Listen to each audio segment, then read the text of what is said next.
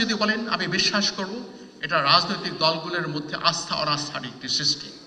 নির্বাচনের কমিশনের উপর আস্থা থাকুক বা আস্থা না থাকুক, আর যদি আপনি বলেন এটাই নির্বাচন কমিশনের উপর আস্থা বাড়িয়ে দিবে, আমরা যদি আগামী 10 বছরের জন্য নির্বাচনটা বন্ধ করে দিই, আপনারা এই 10 বছর ধরে চেষ্টা করুন নিজেদের মধ্যে সমঝোতা সৃষ্টি করতে।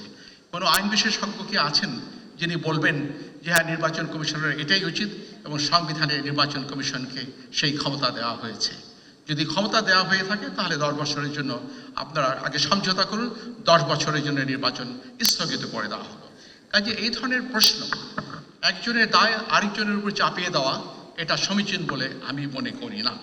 দায়ভার নেওয়ার প্রশ্ন, আমি দায়ভার নেব আমার উপর যে দায়িত্ব নির্বাচন আয়োজন করা, সেখানে যদি পক্ষপাতিত্ব, কারচুপি, ভোট চুরি, তারপরে আপনার যেটা পেশি শক্তির ব্যাপক ব্যবহার হয়, সেখানে কিছুটা দায়ভার আমাদের উপরে এসে উঠবে।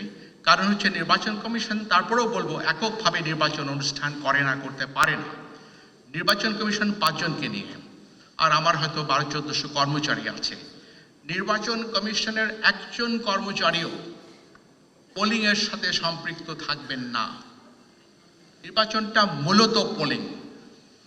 আমরা যত কিছুই যে হিউ অ্যান্ড ক্রাই যেটা হয়েছে, সেটার পরিসমাপ্তি হবে আগামীকাল সকাল 8টায় যখন পোলিং শুরু হবে, সেটাই প্রকৃত নির্বাচন।